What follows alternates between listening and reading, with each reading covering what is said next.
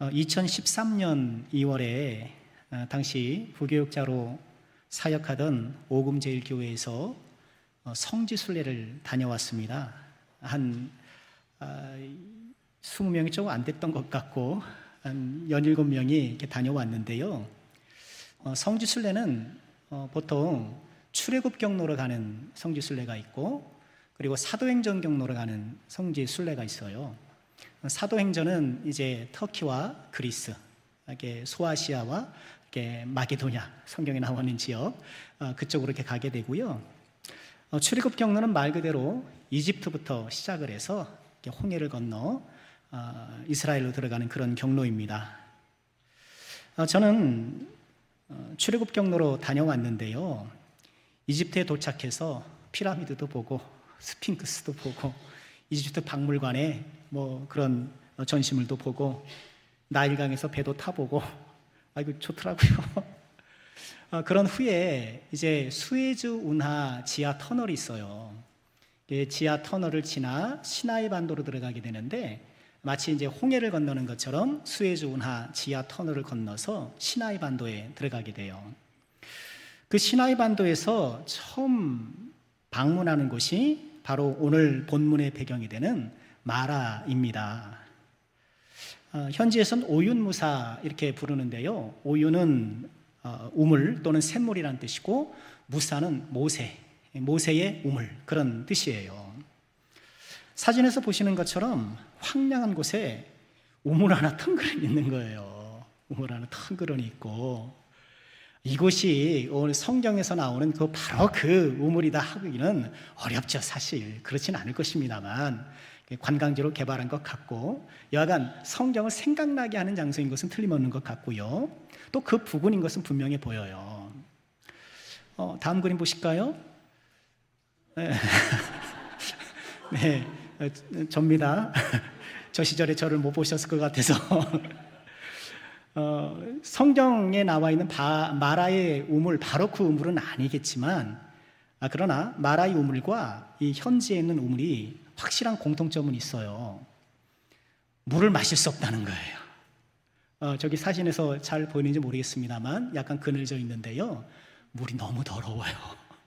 좀 과장해서 물인지 석인지 모르겠더라고요. 시커먼 물이 있는데 아마도 이렇게 사용하는 우물은 아닐 거예요. 이렇게 관광지로 개발한 그런 우물터인 것으로 보이게 되는데요. 자, 우리가 지난 시간에 홍해를 건넌 이스라엘 백성들의 노래를 함께 살펴보았지요. 그리고 이제 본격적인 광야 행군이 시작됩니다. 그러나 광야 행군은 만만치가 않죠. 광야는 결핍의 땅, 있는 게 별로 없어요. 풀도 듬성듬성 있고요. 나무도 씨띠나무라 그래서 가시나무라고도 하죠. 어쩌다가 한 그루씩 이렇게 있는 정도예요. 무엇보다 물이 부족한 것, 무엇 하나 넉넉한 게 없는 그런 광야인데요. 이스라엘 백성들이 광야 행군을 시작하면서 오늘 말씀 보니까 3일 동안 물을 찾지 못했다가 겨우 샘을 하나 만난 거예요. 그런데 그 샘이 어때요? 너무 쓴 거예요. 못 먹겠는 물. 그래서 너무 쓰다라는 뜻의 이름을 붙여서 마라라고 이렇게 불렀던 거예요. 백성들은 모세를 원망하게 됐고요. 모세는 하나님께 부르짖고 하나님께서 마라의 쓴물을 단물로 바꾸어 주시는 이야기, 바로 오늘 우리가 읽은 말씀인데요. 오늘 말씀을 통해 우리에게 주시는 교훈은 무엇일까요? 한 3가지로 살펴보고 싶어요. 첫째는요, 오늘 말씀은 홍해를 건너도 쓴물이 있다라는 사실을 우리에게 보여줘요. 우리가 지난주에 살펴본 것처럼 홍해의 기적은요, 바로의 그 멍청하고도 끈질긴 추격을 이제 따돌리고 이제 완전히 애굽의 종살이에 종교를 짓는 사건이었잖아요. 홍해를 건너왔으니 루비콘 강을 건너는 것처럼 이제 끝난 거예요. 무엇보다 홍해는 이스라엘 백성들이 바로의 백성에서 하나님의 백성으로 재창조의 사건이었던 거예요. 그래서 고린도전서는요, 이 홍해 사건을 일컬어서 세례에 해당한다, 그렇게 그 의미를 밝혀요. 고린도전서 10장 1절 볼까요? 형제들아, 나는 너희가 알지 못하기를 원하지 아니하노니 우리 조상들이 다 구름 아래에 있고 바다 가운데를 지나며 모세에게 속하여 다 구름과 바다에서 세례를 받았다. 그 홍해 사건의 신앙적 의미, 영적 의미를 아주 정확하게 간파한 것이죠. 바로의 백성에서 하나님의 백성으로 재창조되었다. 즉 오늘날의 교회의 용어를 빌리면 세례를 받은 것이다. 세상의 자녀에서 하나님의 자녀로 바뀐 것이다. 그렇게 의미를 부여하고 있는 거예요. 하나님의 구원의 은혜, 이런 재창조의 은혜를 감격한 이스라엘 백성들이 막 하나님을 찬양했잖아요. 모세를 필두로 모세의 노래가 막 울려 퍼지고, 우리가 보진 않았습니다만 앞선 단락에 몇 절 동안 또 미리암의 노래라고 이렇게 나와요. 모세를 필두로 노래하고 미리암을 필두로 노래하고, 남자와 여자가 다 이렇게 하나님을 기뻐 찬양했던, 온 회중이 하나님을 찬양했던 거예요.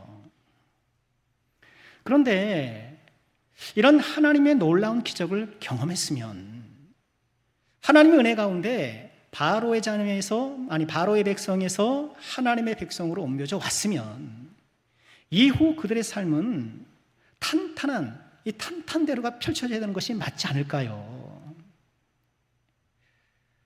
그런데 그들이 홍해를 건너서 만난 것은 광야였고, 물이 없었고, 기껏 만났던 물도 쓴물이고, 홍해를 건넌 백성들에게 광야가 있다라는 것.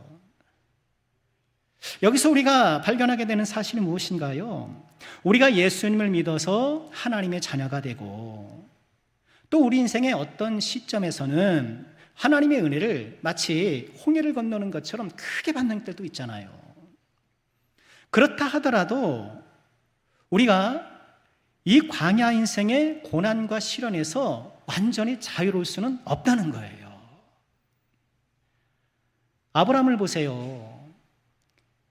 그가 본토 친척 아버지 집을 떠나서 하나님께서 지시한 곳으로 가잖아요.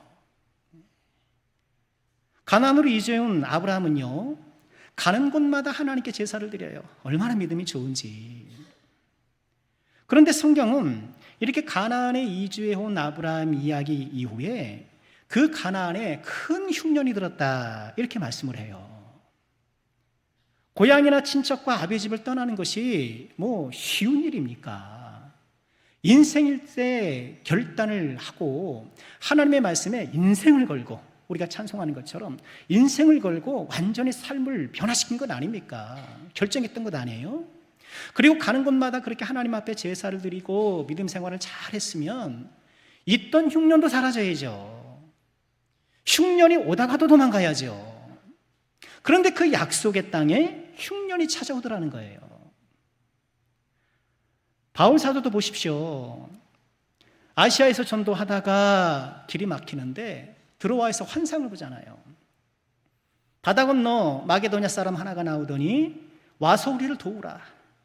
꿈과 환상 가운데 이렇게 하나님께서 선교의 방향을 지시해 주신 거예요.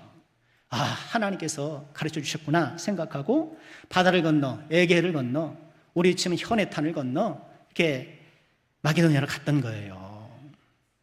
근데 그 마게도냐 첫 성은 빌립보에서 바울 사도를 기다렸던 것이 무엇인가요? 구타와 감옥이에요. 그 빌립보에서 얻어맞고 감옥에 툭 된 거예요. 아니, 그렇게 하나님께서 환상을 보여주시면까지 길을 보여주셨으면 선교의 문이 활짝 열리고 가는 곳마다 사람들이 막 예수님 믿고 너도 나도 예수님 믿으려고 막 이렇게 구름같이 몰려야 되지 않겠어요? 그러나 감옥에 가더라는 거예요. 예수님을 믿는다고, 또는 어떤 극적인 은혜 체험을 했다고 해서 내가 자동적으로 광야 인생의 고난에서 면제되는 것은 아니라는 거예요. 오히려 홍해의 기적은 내 인생 앞에 광야를 치우는 것이 아니라 그 광야를 살아갈 수 있는, 관통해 갈 수 있는 능력을 부여받는 시간이라는 거예요. 빌립보서 1장 29절에 이렇게 말씀하시죠. 그리스도를 위하여 너에게 은혜를 주신 것은, 왜 우리에게 은혜를 주셨는가? 다만 그를 믿을 뿐만 아니라 또한 그를 위하여 고난도 받게 하심이라. 그렇게 은혜를 받았기 때문에 우리 인생의 필연적인 이 고난을 이길 수 있는 힘을 부여해 주신다. 그 힘을 공급받는다. 그런 말씀인 것이죠. 홍해를 건넜음에도 내 인생이 광야인 것 같아 당황하고 계십니까? 나름 인내하고 또 순종하고 기도하면서 믿음의 노력을 다 했음에도 불구하고 여전히 바위처럼 움직이지 않는 삶의 문제로 낙심하고 있습니까?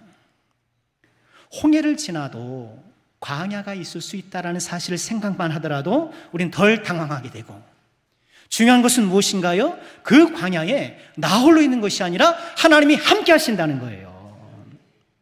홍해를 건너 광야에 가게 되지만 그 광야에는 하나님이 함께 계시고, 오늘 말씀은 이 사실을 우리에게 보여주는 거예요.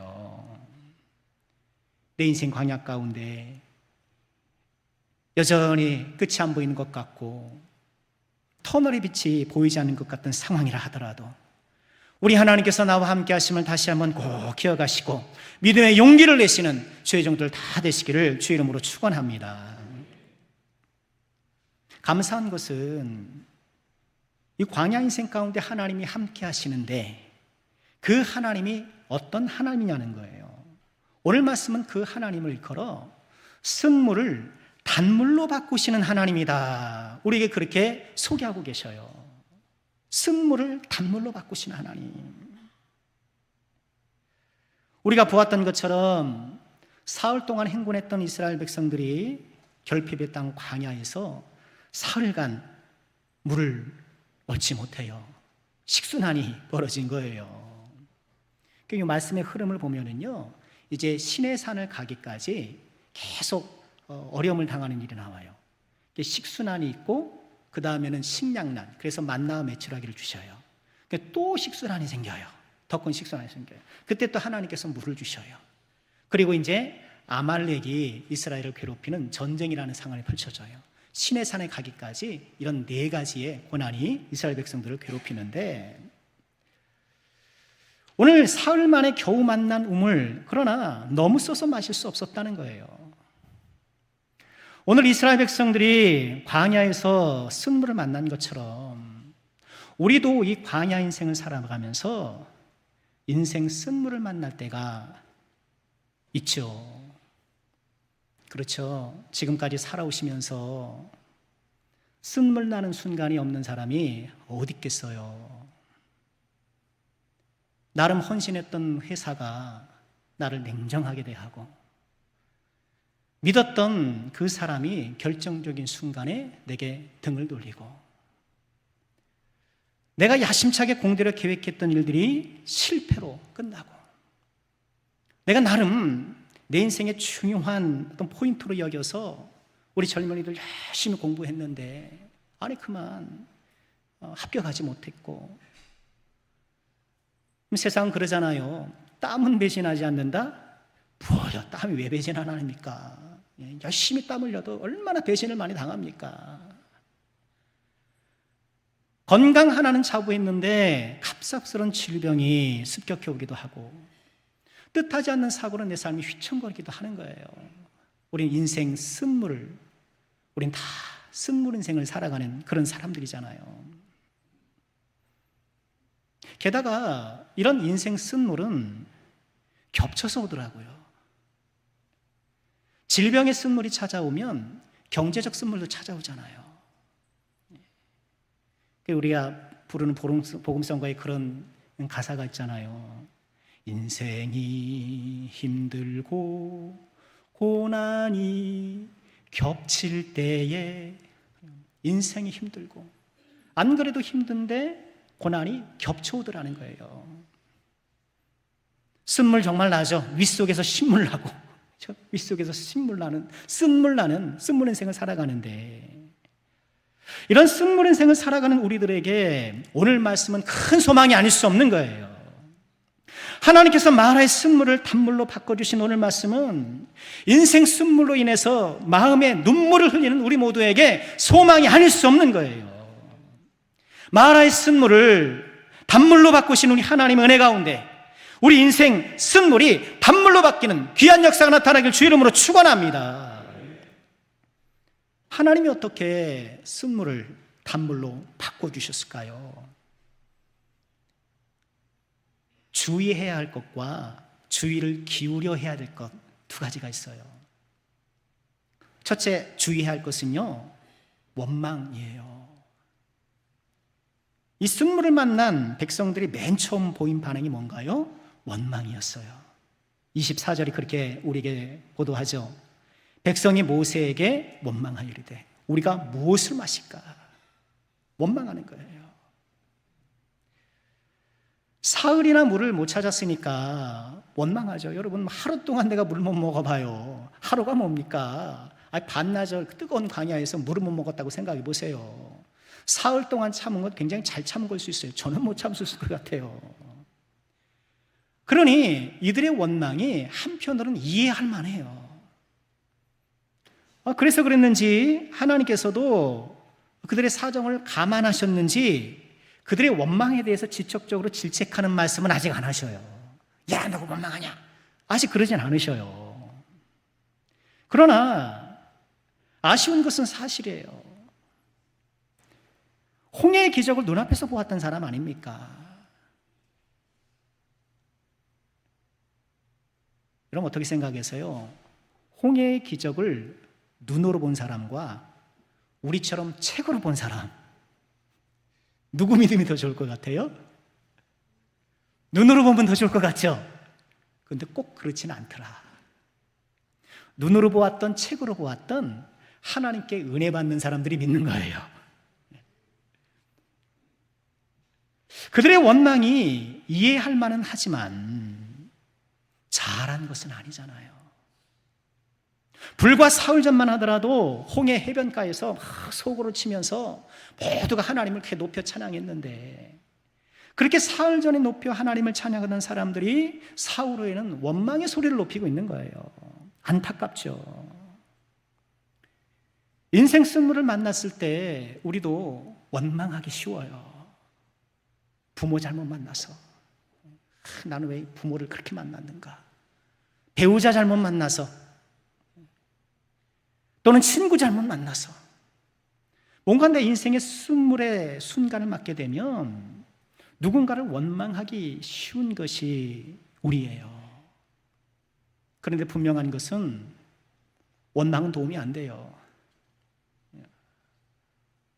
좀 원망하면 원망하는 그 순간 뭔가 살짝 화풀이가 되니까 마음에 조금의 위안 비슷한 것이 느껴질는지는 모르겠어요. 그러나 도움이 안 돼요. 만약 원망한 것이 도움이 된다고 한다면 하나님께서 원망하라 그러셨죠. 그렇겠죠. 항상 원망하라, 쉬지 말고 원망하라, 범사에 원망해라, 뭐 그러셨겠죠. 원망은 도움이 안 돼요. 특히나 자기 자신을 원망하는 걸 버리셔요. 타인을 원망하는 걸 넘어서 자기 자신을 원망해요. 나는 성격이 왜 이 모양이지? 나는 왜 이렇지? 왜 이렇지? 타인을 향한 원망이든 본인을 향한 원망이든 원망은 도움이 안 돼요. 주님께서 분이 나더라도 해가 지도록 불을 품지 말라고 하셨잖아요. 근데 원망이 생기는 것 자체를 우리가 어떻게 하기는 어려울 수 있어요. 그러나 그 원망을 우리가 품고 내 안에서 삭히거나 키우는 일을 할 것은 전혀 도움이 안 되는 거예요. 원망을 주의해야 돼요. 원망을 주의해야 한다면 주의를 기울여 해야 할 것이 있어요. 그건 부르짖는 거예요. 다행인 것은 이스라엘 백성들이 모세를 원망하니까 모세가 어떻게 해요? 부르짖더라. 저 같으면 받아줬을 것 같아요. 누군가 나를 원망하고 누구에게 이렇게 나에게 어떤 불편한 언사를 하면 받아주고 싶잖아요. 모세는 그걸 가지고 하나님께 나간 거예요. 하나님께 부르짖었던 거예요. 원망을 기도로 전환시킨 거예요. 부르짖음은 우리 인생의 변곡점이 돼요. 우리가 보았죠. 400년 동안 노예로 살던 이스라엘 백성들이 출애굽할 수 있었던 그 중요한 계기가 무엇이었나요? 2장 23절에 보면 고된 노동으로 말미암아 탄식하며 부르짖었다. 그랬더니 부르짖는 소리가 하나님께 상달되었다. 이 부르짖음이 지금 노예로 살았던 이스라엘 백성들의 삶을 변화시키는 변곡점이 된 거예요. 여러분, 믿음이 뭔가요? 원망을 하지 않는 것이 믿음이 아니라, 물론 그것도 믿음의 한 부분이겠지만, 원망을 기도로 전환시키는 것이 믿음인 거예요. 세상 사람 다 원망할 수 있어요. 그렇죠? 세상 사람 다 원망해요. 그러나 믿음의 사람이 갖고 있는 그런 특권은 뭔가요? 그 원망을 기도로 전환시켜서 하나님 앞에 나가 부르짖을 수 있다는 거예요. 인생 승부를 만나서 잠깐 내가 이스라엘 백성처럼 원망에 빠졌다 하더라도 이내 어떻게 해요? 모세처럼 하나님께 부르짖을 때, 원망이 변하여 기도가 될 때 하나님의 놀라운 역사를 경험하게 되는 거예요. 우리가 즐겨 부르는 찬송가에 그런 가사가 있잖아요. 그 두려움이 변하여 내 기도 되었고, 그 다음 가사가 뭐죠? 전날의 한숨 변하여 내 노래 되었네. 내 두려움이 변하여 기도가 되었고, 내 원망이 변하여 기도가 되었더니 전날의 한숨이 변하여 노래 되었네.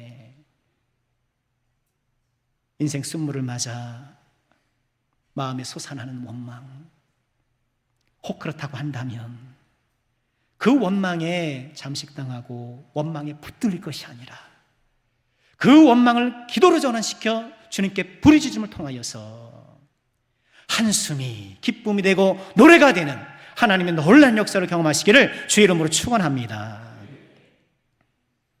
마지막으로 우리가 묵상할 교훈은요, 여호와 로프에카, 치료하시는 여호와예요. 치료하시는 여호와.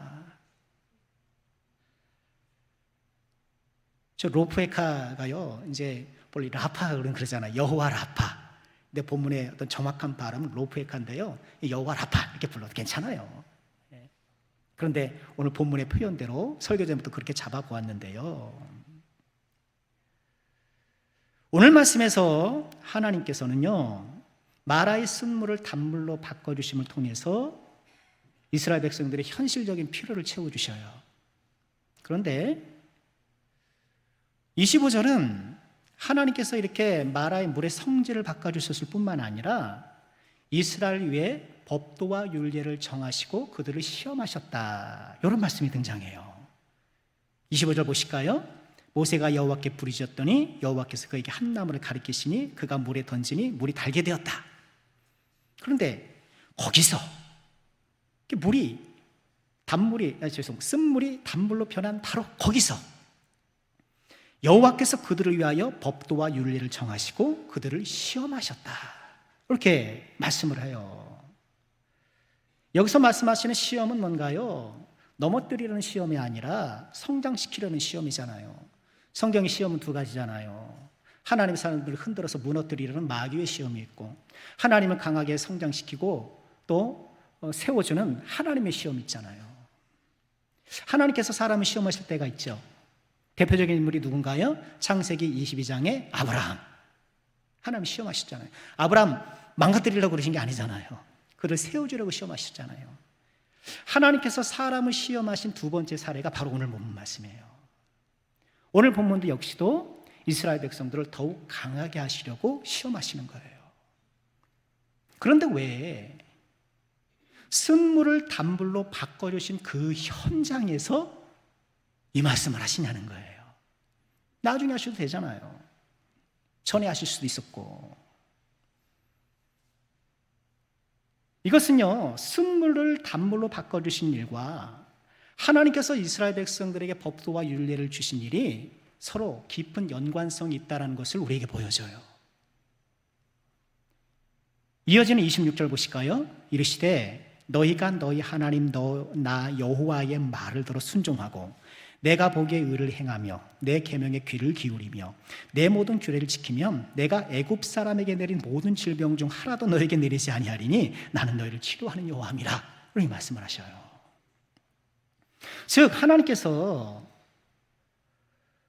쓴물을 단물로 변화시킨 그 현장에서 말씀을 주신 이유는 하나님의 법과 율례를 들어 순종하고 또 하나님 보시기에 의를 행하고 귀를 기울이고 그 규례를 잘 지켜서 애굽 사람이 당했던 그 질병을 당하지 않게 해주려는 거예요. 즉 압축해서 말씀하면 애굽 사람처럼 되지 않도록 하기 위해서인 거예요. 이 애굽의 질병이라는 것은 무엇인가요? 얼마 전 하나님께서 애굽에 내리셨던 10가지 재앙을 이야기하는 거예요. 지금 쓴물을 단물로 바꾼 이 현장에서 하나님께서 말씀을 주신 이유는 애굽 사람처럼 되지 않도록 하기 위한 거예요. 왜 애굽 사람들이 그 재앙을 면치 못했고 하나님의 무서운 심판을 받았는가요? 그것을 오늘 말씀의 단어를 빌어 표현해 보면은요, 쓴물 인간이었기 때문인 거예요. 애굽 사람들이 왜 하나님의 재앙을 받고 그 심판을 면할 수 없었던가? 쓴물 인생이었다는 거예요. 쓴물 인간이었다는 거예요. 지금 이스라엘 백성들이 마라의 쓴물을 마실 수 없었던 것처럼 하나님께서 쓴물 인간이 애굽 사람들을 용납할 수가 없었던 거예요. 그러니 너희는 이 쓴물 인간 같은 애굽 사람처럼 되지 말고 나의 말씀을 잘 지켜서 단물 인간이 되어라. 오늘 말씀 우리에게 그렇게 교훈하고 있는 거예요. 왜 그런가요? 본질상 우리 다 쓴물 인간이기 때문에 그래요. 그럼 기억하세요. 우리가 그 10가지 재앙 마지막 장자 재앙 때 이제 하나님께서 말하자면 죽음의 천사를 애굽에 보내잖아요. 애굽에 보낼 때 애굽 사람의 집이든 이스라엘 사람의 집이든 다 찾아가는 거예요. 구분이 없어요. 다만 이스라엘 백성의 집에는 양의 피를 바를 뿐인 거예요. 그 피를 받으면 넘어가는 거예요. 아니 처음부터 왜 재앙을 내리실 때 고센 땅은 구별하셨잖아요. 4번째 재앙부터 고센 땅을 딱 구별하셨던 것처럼 아니 이스라엘 백성들의 집은 구분하실 수 없었을까? 처음부터 그렇게 하시면 되잖아요. 그리고 애굽 사람의 집에만 찾아가면 되잖아요. 얼마든지 그렇게 하실 수 있잖아요. 왜 하나님께서는 피를 바른 이스라엘 집에만 넘어가고 왜 애굽 사람이든 이스라엘 사람의 집이든 할 것 없이 다 그렇게 찾아갔는가? 죽음의 천사가 애굽 사람이든 이스라엘 사람이든 본질상 진노의 자녀라는 거예요. 본질상 하나님의 심판과 하나님의 죽음을 면치 못할 진노의 자녀였다는 거예요. 다만 어린 양의 피로 구원받을 수 있는, 어린 양의 피로만 구원받을 수 있는 그런 존재라는 것을 보여주고 있는 거예요. 오늘 본문에서도 마찬가지예요. 마라의 쓴물을 이스라엘 백성들이 마실 수 없었던 것처럼 하나님 앞에서는 애굽 사람이나 이스라엘 사람이나 다 마실 수 없는 쓴물 인간들이라는 거예요. 그렇죠. 우린 다 쓴물 인간들이에요. 나에게서 나온 쓴물이 다른 사람들을 힘들게 하고 단물 노릇해도 모자라 판에 쓴물 노릇할 때가 얼마나 많아요. 나는 인생 쓴물 때문에 지금 고생해. 나를 힘들게 다른 상황이든 사람이 나를 힘들게 한다고 하지만 나 또한 다른 사람에게 쓴물이 되어서 힘들게 하잖아요. 왜 나는 그러지? 나는 다른 사람들 힘들게 안 하는 사람이에요. 그럴 수 없어요. 모를 뿐이지. 아마 저 때문에 힘든 분들도 있을 수 있어요. 제가 모를 뿐이지. 하나님 목사님 어떻게 말씀을 저렇게 하실 수 있을까? 저는 그러려고 한 것도 아닌데 예를 들어서 그럴 수 있어요. 충분히. 내가 모를 뿐이지. 무엇보다 여전히 회개하지 않는 그 죄악의 습관 때문에, 여전히 거듭나지 못한 언행심사 때문에 도저히 하나님께서 마시고 용납할 수 없는 쓴물 인간들, 우리들이잖아요. 오늘 말씀은 마라의 쓴물이 단물이 된 것처럼 쓴물인간 우리가 단물인간이 되어야 한다라고 말씀하고 계시는 거예요. 마라의 쓴물을 고치기 위해서 어떻게 하셨나요? 25절 보니까 모세가 여호와께 부르셨더니 여호와께서 그에게 한 나무를 가리키시니 그가 물에 던지니 물이 달게 되었더라. 여기서 가리키다는 이 단어가요, 그게 율법이라는 단어, 이 토라와 연관된 단어예요. 그래서 성경학자들은 하나님께서 이 토라라는 것은 그런 거거든요. 가리키다는 것은 방향을 제시해 주는 거잖아요. 저기 보세요. 한번 다 보잖아요. 방향을 제시해 주는 거잖아요. 그런 것처럼 토라는 우리는 율법이라고 생각하잖아요. 뭘 하면 안 되고 뭘 해야 되고, 그게 아니라 우리 인생의 방향을 지시해 주는 것이 율법인 거예요. 오늘 말씀은요, 말씀을 통해서 인생 방향을 바꾸어 쓴물인간에서 단물인간이 되어야 한다고 우리에게 교훈하고 있는 거예요. 감사한 것은 무엇인가요? 이런 변화를 누가 하신다는 거예요? 하나님이 하신다는 거예요. 하나님이 하신다는 거예요. 우리 26절 다시 보시면 요청하는 것이 많으시죠. 명령하는 게 많으셔요. 너희가 너희 하나님 너희 여호와의 말을 들어 순종하고 내가 보기에 의를 행하고 내 계명에 귀를 기울이고 내 모든 규례를 지키면 내가 사람에게 내린 모든 질병 중 하나도 너에게 내리지 않겠다. 거기까지만 읽으면 우린 참 힘들어요.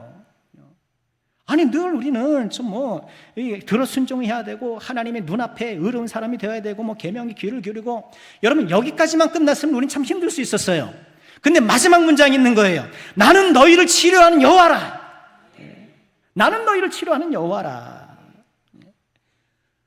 우리를 쓴물에서 단물로 전환시키기를 원하시면서 그것을 그저 우리에게 내던져 주신 것이 아니라 내가 치료하는 하나님이 되어서 너를 변화시켜 주실 거라 말씀하고 계시는 거예요. 여호와 라파, 치료의 하나님. 우리 예수님께서 여호와 라파, 치료의 하나님으로 이 세상에 오셨잖아요. 이 땅에 오셔서 인생의 크고 작은 순물로 고통하는 사람들을 다 고쳐주시고 단물 인생이 되게 하시고, 그러나 예수님의 궁극적인 목적은 무엇이었나요? 우리를 위해 십자가에 달려 죽으시고 우리를 영원한 사망에서 생명으로 옮겨주신 것. 마라의 쓴물을 단물로 바꾸기 위해서 나무가 그 물에 던져진 것처럼 우리 예수님께서 이 땅에 오셔서 사망의 자기 자신을 던지사 우리를 변화시켜 주신 거예요. 그래서 예수님은 질병을 고쳐주신 후에 어떤 말씀을 종종 하셨나요? 내 믿음이 너를 구원하였다. 인생 쓴물뿐만 아니라 그의 존재를 바꿔주시는, 변화시켜주는 선언을 그렇게 말씀하신 거예요. 우리 사랑하는 모든 주의 종들이요, 우리 예수님께 나아갑시다. 쓴물 같은 삶의 문제를 내어드리고 무엇보다 쓴물 같은 나 자신을 주님께 내어드리시면서 내 인생의 쓴물 같은 상황이 단물이 되기를 소망하면서, 쓴물인간이 내가 단물인간이 되기를 소망하면서 주님께 더 가까이 나아가는 저와 여러분 우리가 되기를 주의 이름으로 축원합니다. 말씀 마치려고 합니다. 오늘 말씀은 27절에 이렇게 마무리돼요. 우리 같이 한번 읽어볼까요? 시작. 그들이 엘림에 이르니 거기에 물샘 열둘과 종려나무 70그루가 있는지라. 거기서 그들이 그 물 곁에 장막을 치니라. 마라를 지나니 이스라엘 백성들에게 엘림이 있었던 거예요. 물샘 열두가 종려나무 70그루가 있다. 그들이 장막을 치고 물을 마시고 쉬기에 넉넉하다는 얘기죠. 넉넉한 곳이 있는 거예요. 마라에서 멀지 않는 곳에 엘림이 있는 거예요. 마라의 시간이 있다면 엘림의 시간이 있는 거예요. 그러고 보면 우리 인생은 마라의 시간과 엘림의 시간이 반복되는 것이 아닌가. 온탕 반행탕을 옮겨 다니는 것처럼, 여러분 마라탕 아시죠? 저는 말씀 보면서 마라탕이 생각났는데, 이 마라의 그 마가 혀가 마비될 정도로 맵다는 거래요. 저도 안 먹어봤는데 그 마라탕이래요. 오늘 백성들이 너무 써서 정말 마라탕 같은 그런 상황이었는데 어때요? 마라의 시간이 지나고 엘림의 시간이 있는 거예요. 여러분의 시간은 어떻습니까? 지금 마라의 시간입니까? 낙심하지 마시기 바랍니다. 쓴물을 변하여 단물이 되게 하시는 하나님이 계십니다. 엘림의 시간입니까? 안주하거나 나태하지 맙시다. 오늘 엘림에 도착하지만 엘림이 최종 목적지가 아니에요. 또 이어서 광야로 가야 되는 거예요. 우리가 머물 곳은 이 땅의 엘림이 아니라 영원한 엘림, 하늘나라가 우리가 가야 될 그곳 아니겠어요? 중요한 것은 지금 내 인생의 시간이 마라의 시간이냐 엘림의 시간이냐 그것이 중요한 게 아닌 거예요. 우리를 치료하시는 주님 앞에 내가 올바로 서 있느냐. 환자가 의사 선생님을 신뢰해서 그 처방에 따라 약을 잘 먹고 또 식이요법을 하고 그래야 되는 것처럼 치료자이신 우리 예수님을 신뢰하고 예수님의 처방에 따라서 말씀을 먹고 거룩한 삶의 식이요법을 하고 변화되는 것이죠. 언젠가 우리가 주님 앞에 서는 날이 있다는 것을 우리는 잊지 말아야 합니다. 그때 우리는 주님께 잘하였도다 착하고 충성된 종아, 이런 칭찬과 상급을 꼭 받아야겠습니다. 그래서 이 땅의 엘람이 아닌 영원한 엘람, 거기서 주시는 영원한 복락을 기쁘게 누려야겠습니다. 이런 귀한 은혜가 저와 여러분 우리 모두 가운데 가득하기를 주님의 이름으로 축원합니다.